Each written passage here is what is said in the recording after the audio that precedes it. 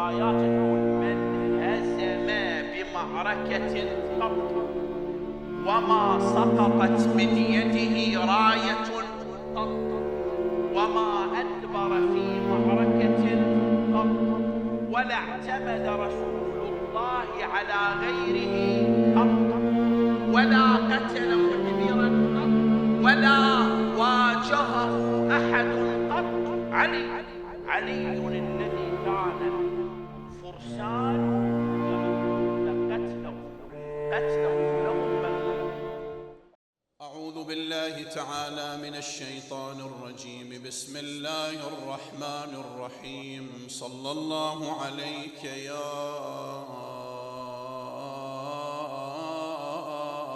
أبا عبد الله،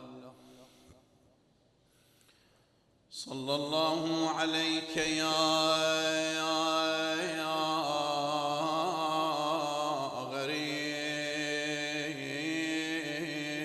غريب الغرباء، يا ابن فاطمة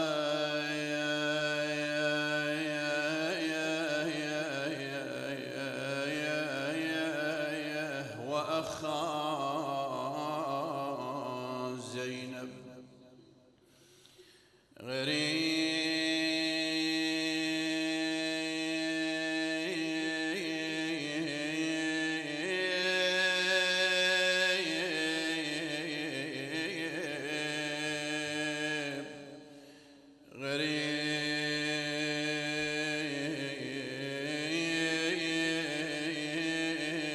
كربلاء يا ابو علي. يا ليتنا يا ليتنا يا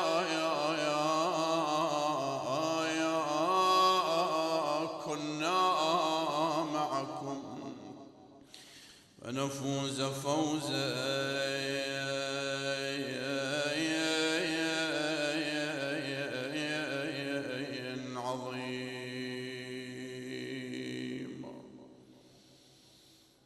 مدارس آيات خلت من تلاوة ومنزل وحي مقفر عرصاتي شباب مثل هذه الليالي دار الحسين بالمدينة ظلت خالية. مثل هذه الليالي الإمام الحسين في طريقه إلى المدينة إلى مكة وظلت داره خالية. شريد منكم بهاي الليلة أريد منك تعوف هاي الديرة وتسافر إلى دار الحسين، أو كأنك جاي تطرق الباب ويطلع لك واحد يقول لك راحل حسين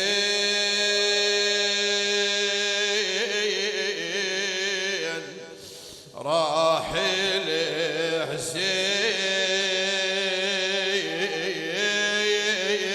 حسين راحل حسين. انت بهاي اللحظة ايش راح تسوي؟ تدق على راسك وتلطم وتقول لي حسين لي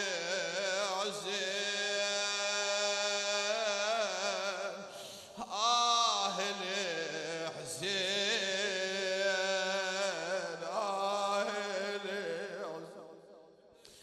احنا اهل العراق مع ان الامام الحسين جاينا بس قلوبنا مكسورة راح كتنا العطش، راح يظل يدير العين يمين شمال او كم مرة يخلي ايده على خاصرته.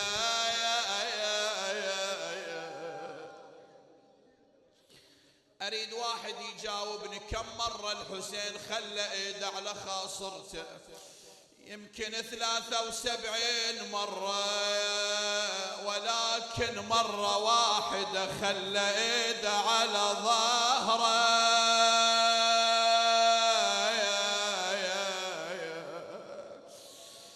كان كل ما يوقع له شهيد يباوع يلقى ابو فاضل.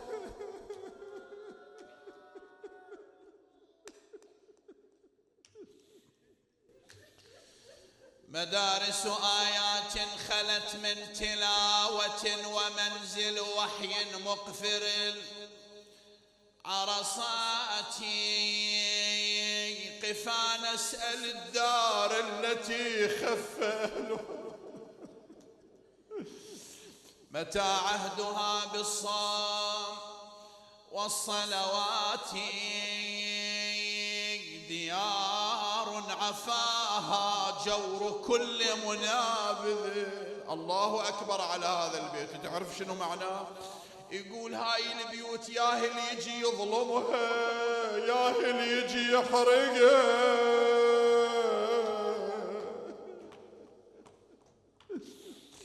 إمامكم الصادق لما انحرقه وداره قعد على جانب ظل يبكي.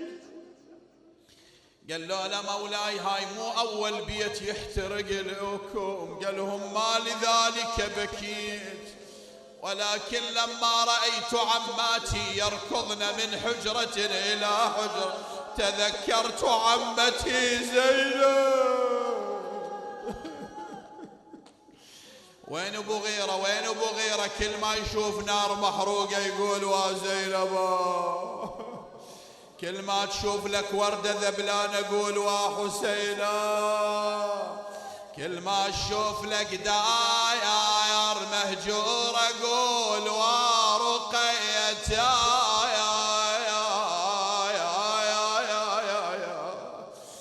قفا نسأل الدار التي خف أهلها متى عهدها بالصوم والصلوات ديار عفاها جور كل منابذ ولم تعف للأيام والسنوات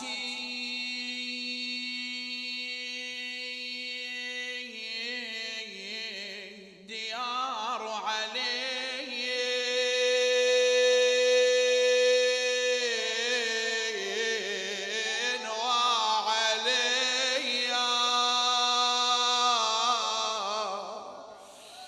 والحسين وجعفر وحمزة والسجاد ذي الثفنات. اسمع أرى فيئهم في غيرهم متقسما.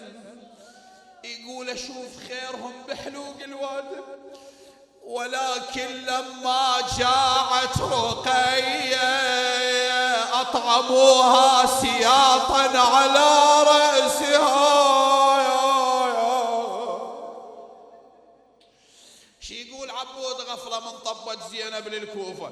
يقول تتصدق الوادم علينا وعطايا الخلق كلها من ايدينا.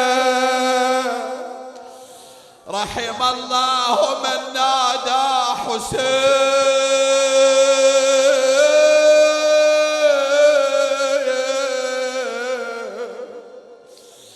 نصيحة ابكي بحرقة ابكي خل قلبك يحترق على الحسين.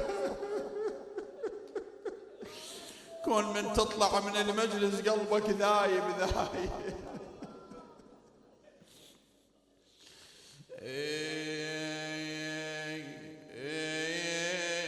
بعد راح ياخذنا الشاعر قال قبور بكوفان وأخرى بطيبة وأخرى بفخ نالها صلواتي. من العطشان قلبها الله يرزقك مشي للحسين. وقبران قبور بجنب النهر من أرض كربلاء معرسهم فيها بشط فرات. هذا طور يماني هذا. توفوا عطاشا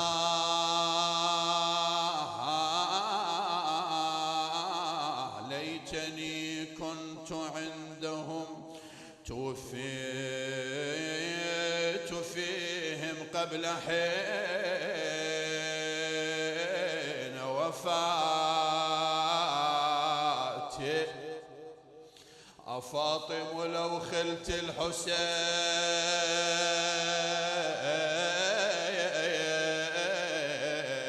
مجدلا وياي وقد مات عطشانا بشاط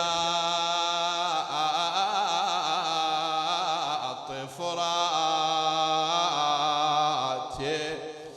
إذا لطمت الخد فاطم عنده وأجريت دمع العين بالعبرات.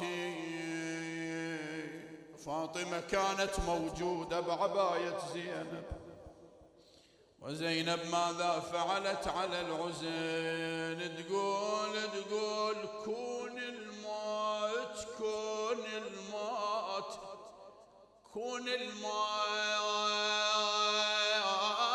يا هسه يجيني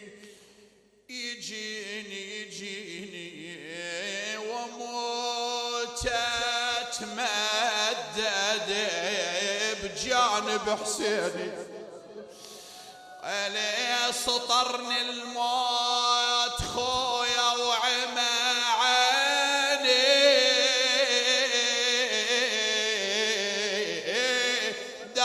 دهر ويا الشمر يا حسين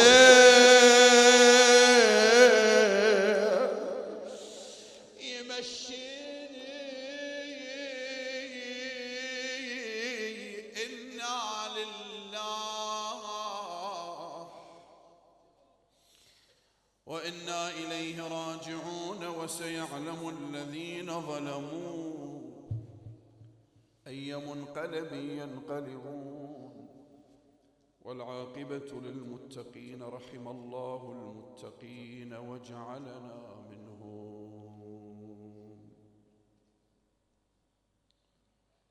قال إمامنا الصادق عليه السلام مخاطبا إمامنا صاحب الزمان: سيدي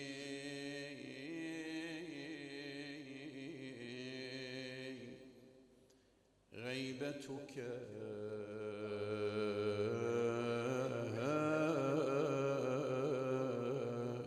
نفت رقاتي.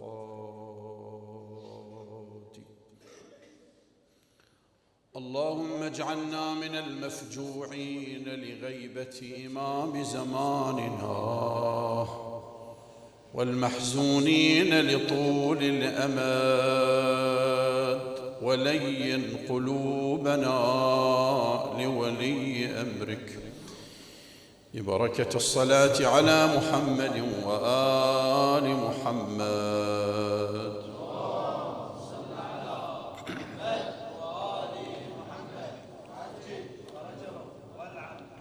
الثانية هدية لقلب صاحب الزمان بأعلى أصواتكم.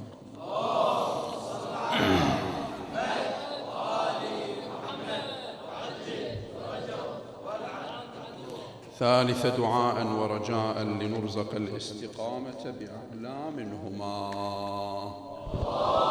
صل على محمد وآل محمد وعجل 40 أمير المؤمنين سلام الله عليه، وقربنا من شهادة الإمام الصادق سلام الله عليه، نحاول أن نتحدث عن أمر مشترك بين الإمام أمير المؤمنين وبين الإمام الصادق عليه السلام. والله يرعاكم أيها الأحبة، كلكم شباب ما شاء الله، حتى الحج إن شاء الله شاب، روحك شابة إن شاء الله. الله يرعاكم أيها الأوداء، اهتموا بما سأقوله هذه الليلة بدءا مني أنا. الله يعلم دائما أقول وأعيد، هاي المحاضرة إلي مو إلك، أنت تريد تأخذها أخذها، أنا يعني أسولفها حتى أحفظهن وأعمل بيهن قربة إلى الله، أنت بعد بقت يمك. أمير المؤمنين عليه السلام والإمام الصادق اشتركا بمشترك خطير، اللي هو الحزن العميق على حجة الله في زمانهم. أمير المؤمنين علي بعد كرار غير فرار، بس أمير المؤمنين بين قوسين انكسر عندما ذهبت فاطمة عليها السلام. كسرة كبيرة علي عليه السلام. أقرأ لك عبارة قالها أمير المؤمنين، صراحة هاي العبارة نصيحة، اكتبها وروح من تزور أمير المؤمنين اقعد ابكي بيها هاي العبارة، لأن القائل منه علي. قال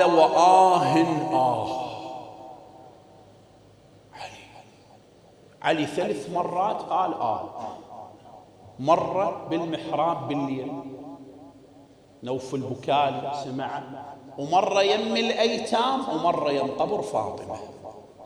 3 مرات فقط.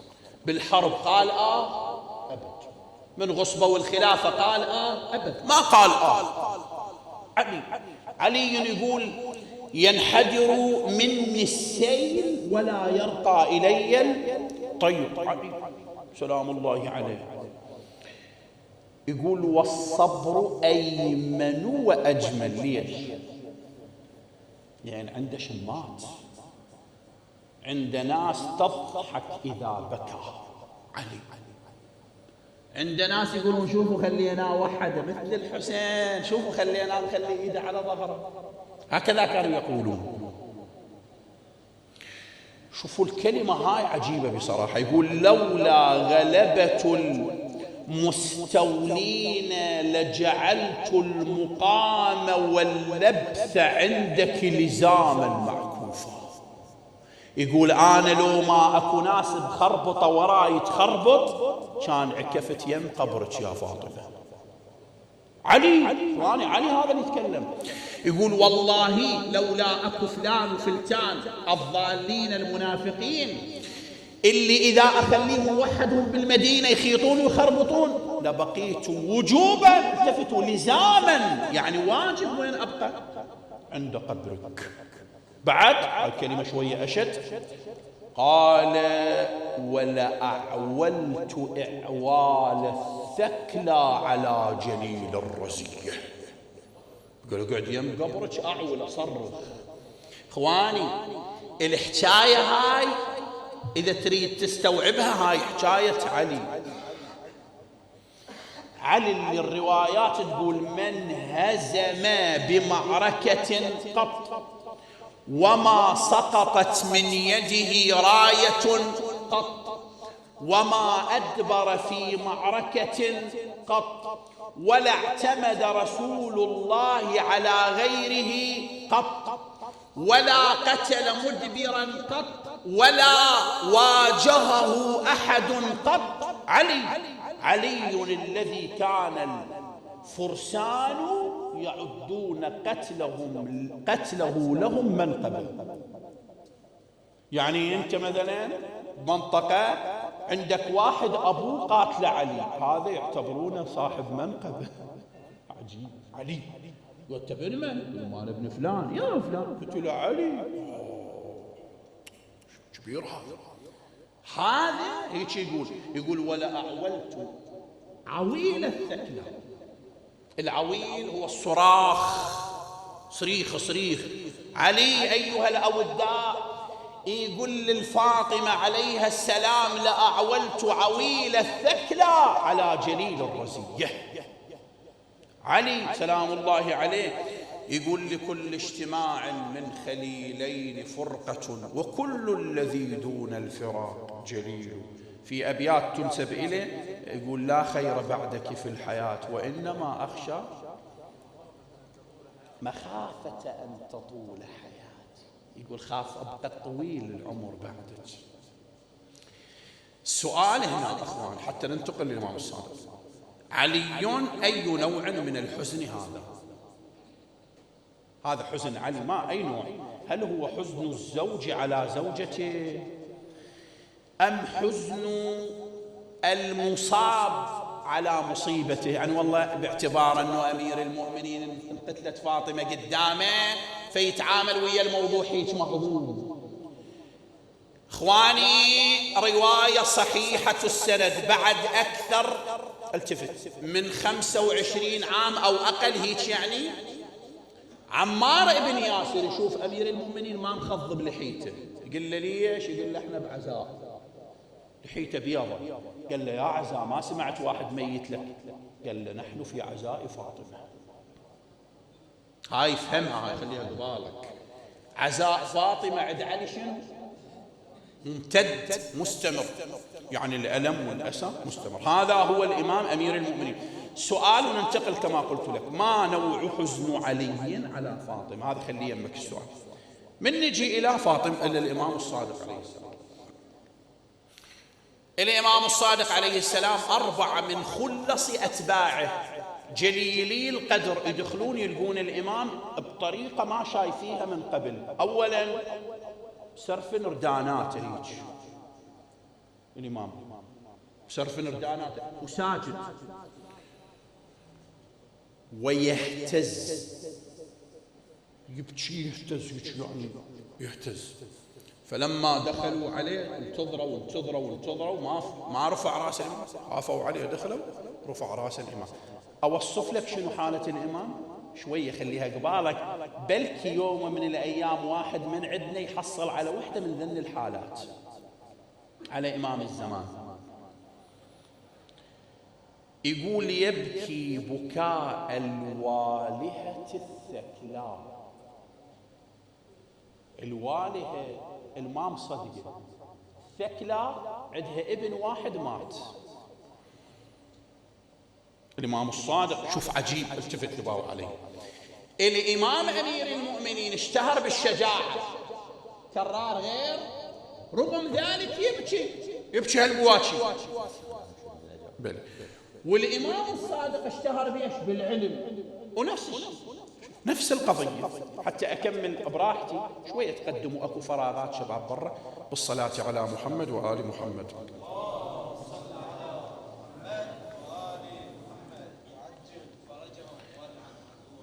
يقول يبكي بكاء الوالهة الثكلى ذات الكبد الحراء.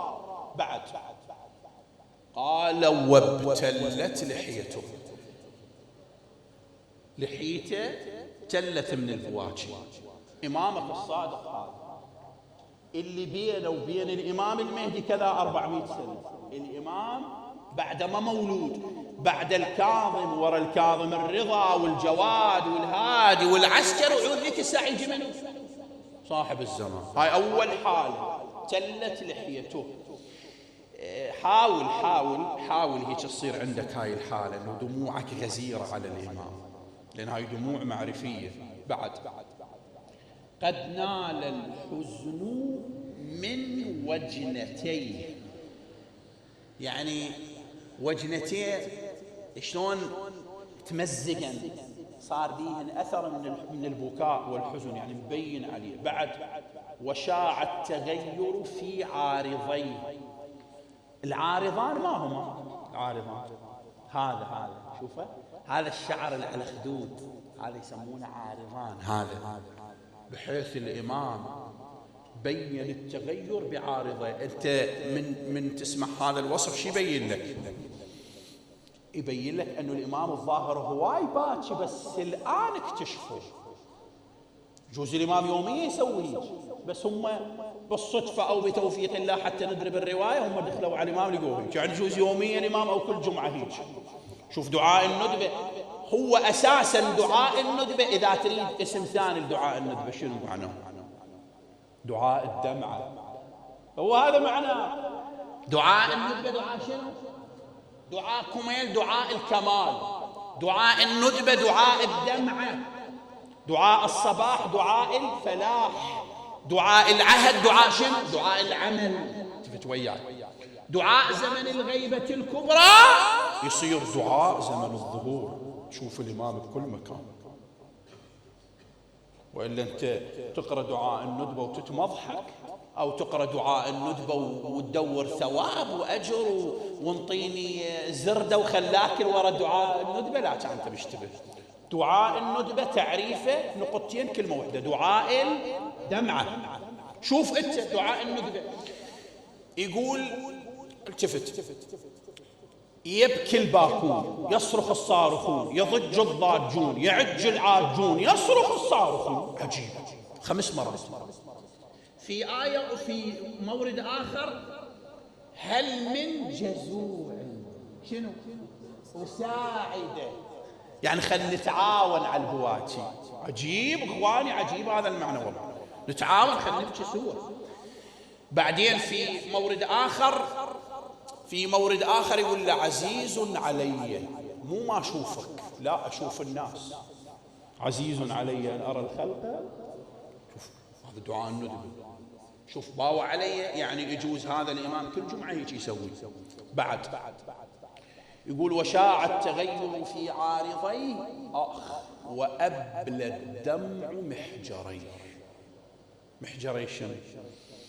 عيونه، يعني عيونه تعبت من البواكي، يعني صار انذابلات على صاحب الزمان. بابا صاحب الزمان بعد ما مولود بالمعنى البدني يعني الفيسيولوجي. والإمام يجي يقول من قربنا الشق الصاير ياهي الميت لك، قال سيدي غيبتك نفت رقادي. ما ينام الإمام الصادق لأن الإمام المهدي غائب. هذا بصراحة يراد هواي واحد يصفن به. أنا هسه بيني وبين الله تدرون هذا الكلام إلى جانبين، جانب ما نسولف فيه، سر هذا يبقى ما نقدر نوصل له. بابا شنو يعني إمام بعد ما مولود الصادق يقول له غيبتك نفت رقادي؟ شلون تفسرها أنت؟ هاي وحدة من أسرار صاحب الزمان، هاي وحدة من الأسرار العجيبة عند صاحب الزمان، أنه الإمام الصادق قبل لا يولد يبكي عليه ندبه. زين، الآن نرجع إلى نجمع بين بكاء وحزن أمير المؤمنين وبكاء وحزن صاحب الزمان. شباب الله يرعاكم، 3 أمور إذا ما موجودة عندك ما موجودة عندي، علاقتنا بصاحب الزمان تصير علاقة هامشية. حتى التفت لي، حتى لو كنا علماء، ذن ال3 أمور شرط وجوب موجودات عندك. إذا ما عندك ما يصير عندك هذا الإحساس بغيبة صاحب الزمان. أولا التفت لي، أولا معرفة المبكى عليه. أعرف الناس بفاطمة منو علي. فشوف ايش قد بكى عليها. البكاء من المعصوم يزداد مع المعرفة. لذلك أعرف الناس بالعباس منو؟ حسين. بكى علي بواكي، مو بكى علي، قال الآن انكسر زينب. ما قالت هاي الكلمة ليش؟ لأن معرفة الحسين معرفة شنو؟ معصوم، معرفة معصومية. لذلك قال الآن انكسر ظهري. ولذلك الإمام الأمير المؤمنين عليه السلام تصفه الروايات أنه تغير بعد شهادة فاطمة. ليش؟ لأن أعرف الناس بمن؟ بفاطمة.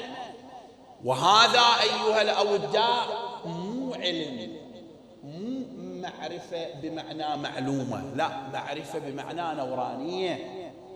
منين تحصل على المعرفة النورانية؟ من الزيارات. شوف دائما زور صاحب الزمان، كل ما تزوره أكثر كل ما تترسخ المعرفة بداخلك أكثر. احضر محاضرات مهدوية، عفي عليك، احضر دروس مهدوية، بطل، بس لازم تزور يوميا صاحب الزمان بعد صلاة الفجر. هاي الزيارة شو تسوي عندك؟ تسوي عندك معرفة. اخواني المعرفة اكتسابها قلباني مو عقلاني، بالقلب. وإلا كثير من الناس يعرفون صاحب الزمان مثل الشلمغان يعرف صاحب الزمان بالمعرفة العقلانية يجوز أكثر مني، بس ظلوا ما ظل. ليش؟ لأن قلبه مو يمه. شوف هاي أول نقطة. أول نقطة تخلي عندك المعرفة بصاحب الزمان زيارات. النقطة الثانية عينك علي، هل من معين؟ هاي هل من معينين يعني يصير عندك ارتباط بالمهدويين. آسف راح أقول كلام انت خذ يمك بالليل فسر على كيفك. مهدوي أنت، مهدوي وعندك إشكال ويا مهدوي ثاني، لا أنت مشتبه، اشتباه عندك كبير. الإمام صاحب الزمان شنو قال؟ قال ولو أن أشياعنا وفقهم الله لطاعته على شنو؟ على اجتماع من القلوب لما تأخر عنهم اليمن بلقائنا. يا مولانا بصراحة أحكيها لك، إحنا بأسوأ فترة زمنية في التشيع من ناحية تمزق الشيعة، والله ما مر بالتشيع مثل هسه. كل جماعة ماخذ الربحها ورايحة، هذا فاسق، هذا كافر، هذا طالع من الطريق. وصلت مراحل بيانات الناس ظلت تنزل، طق الشور ببيان، الشور طق الثقيل ببيان، رادود النجف احكي على الطور الكربلائي انزل على النجفي، الجماعة الأكاديمية طقوا القعدية. شكو بابا كلكم طريق واحد، عندك أخطاء صلحها، ما يحتاج الناس تسولف. عندك إيجابيات طلعها، ما يحتاج الناس تدور، طلع إيجابياتك وغير سلبياتك بعد. عليه من هاي؟ هذا بيان وهذا كلام وهذا رايح مدري وين. تشييع إمام معصوم الناس ظلت تشيع تشيعين، هذول من جماعة فلان وهذول من جماعة. هاي ما تخلي الإنسان يبكي على صاحب الزمان، ما تخلي عنده نوراني. صدقني وداعتك أنت الاختبار الحقيقي مو أنك تعرف الإمام ما تعرفه تسولف عنه، لا، الاختبار هذا صاحبك اللي بصفك اللي ما يتفق وياك بمرجع التقليد، شلونك وياك غير هالسولف اللي بعد. هاي هنا هاي شلون قلبك على خيك، حنين لو مو حنين؟ شلون قلبك على المختلف وياك مو على المتفق وياك؟ شيء أنا أمس سولفت ويا بعض الشباب، قالوا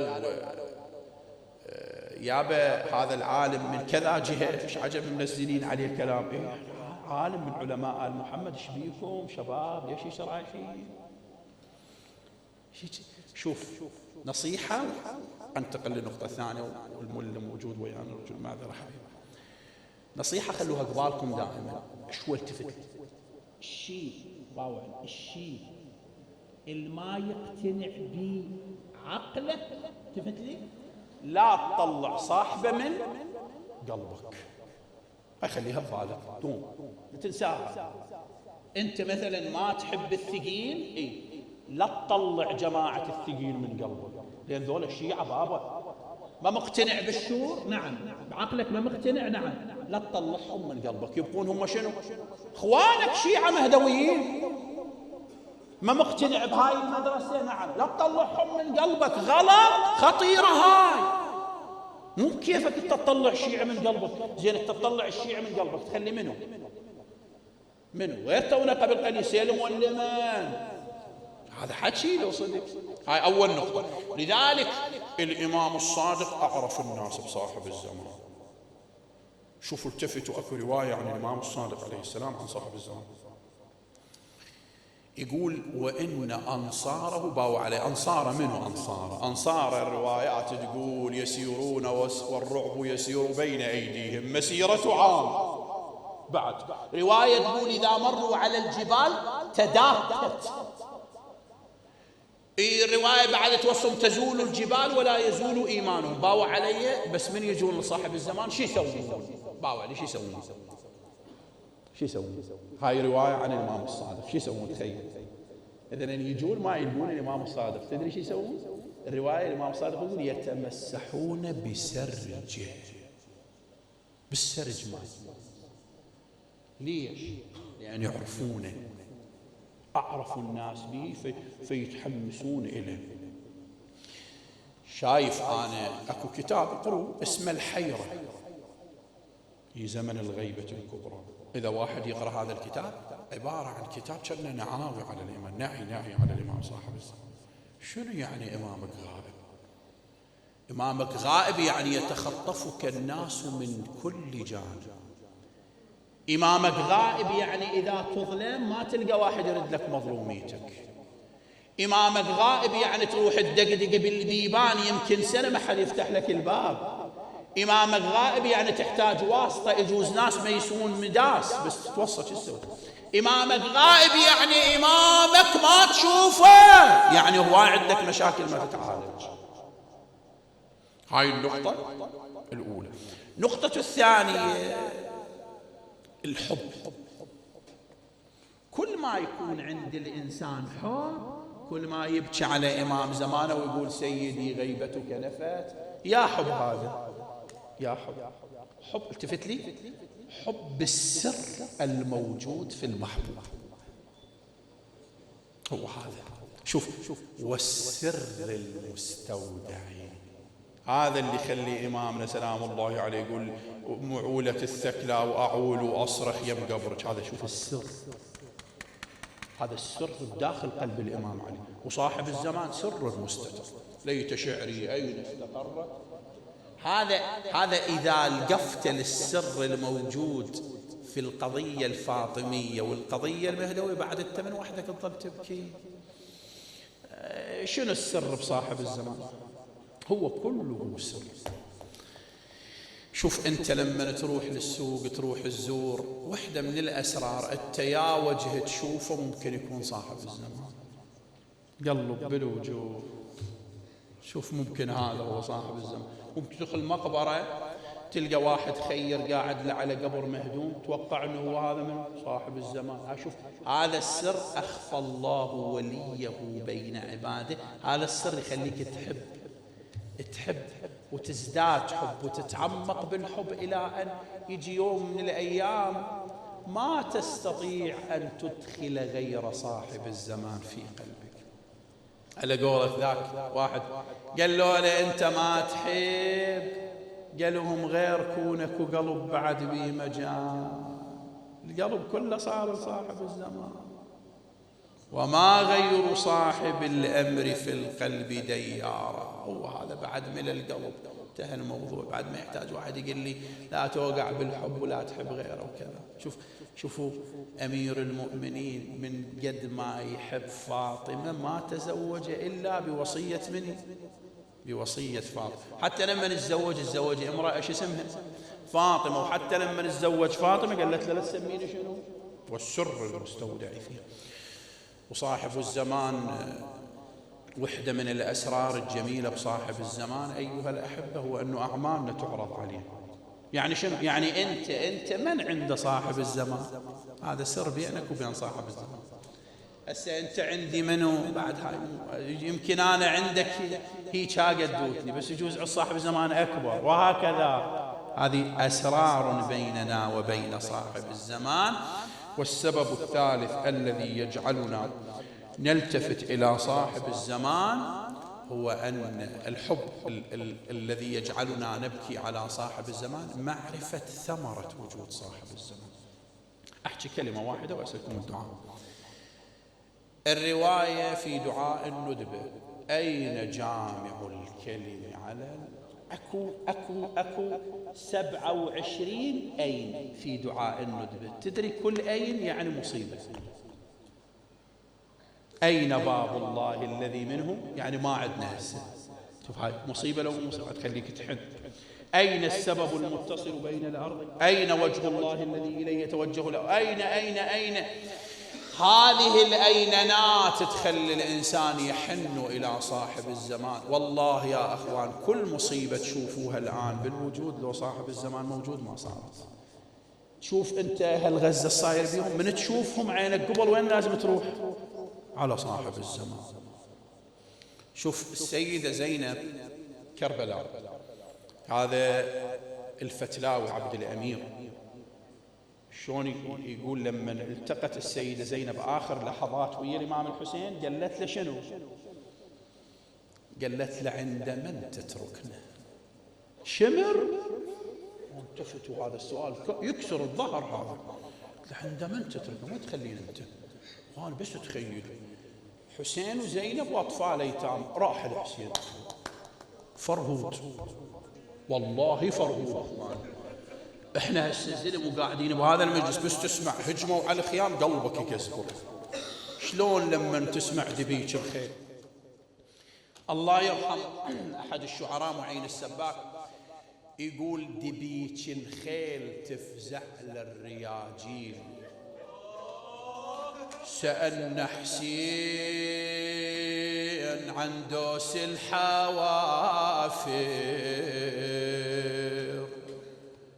قال شواي طلع للخناجر،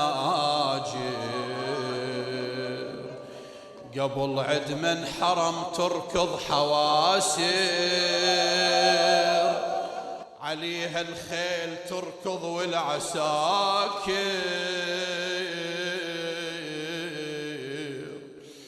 قعدت زينب ويا الحسين قالت له وصبنا قبل ترحلون وقبل على الحومة تطيحون، يا حسين من تنور العيون من تجبل الغارة وتروحون، خويا لخيامكم خويا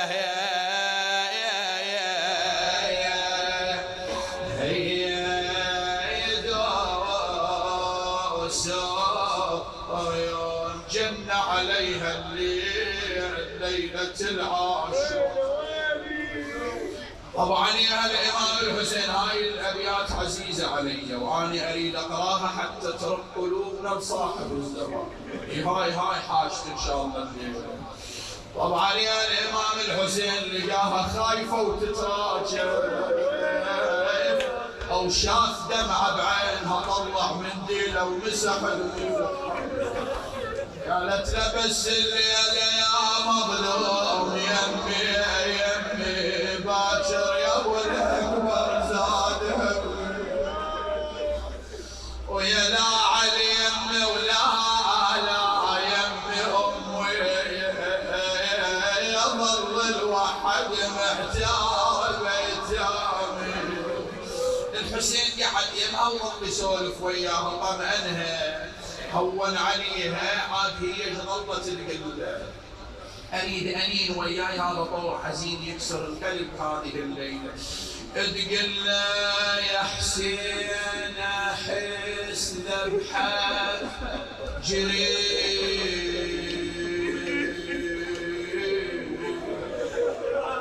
شيبك اشوف ولا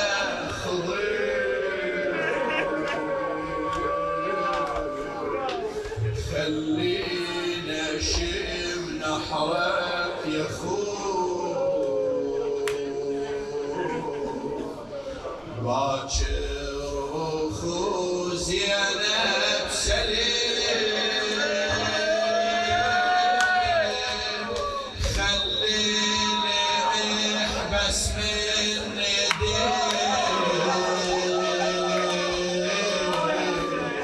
ذكرى سالف لي عليه، خلاش وقض الوعد اسمعها باكر الخيل الدش عليه ارفع يدك يا حسين يا حسين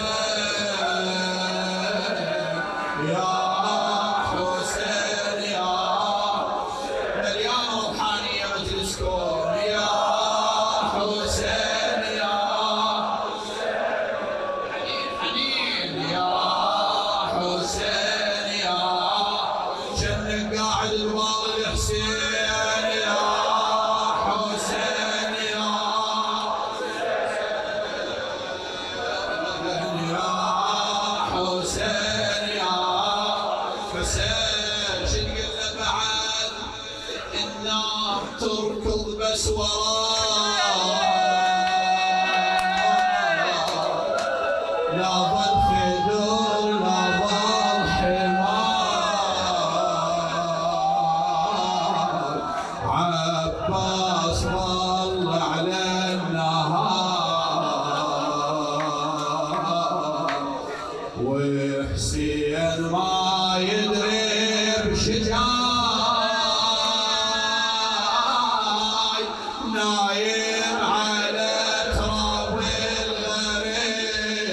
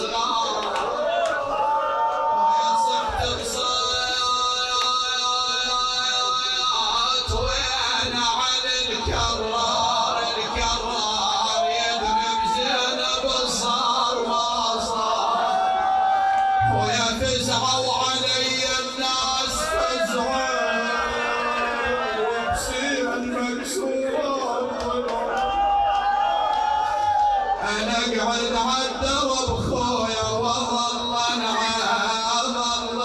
وجسمك الحيرة شلون جمعه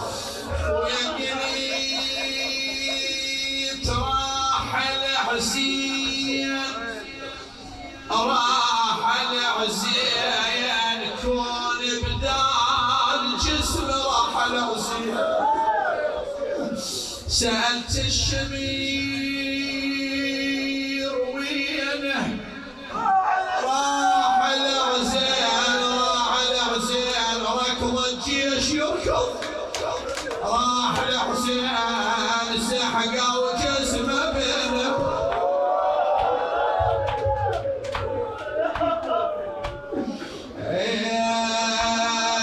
سحقه وجسمه بين امه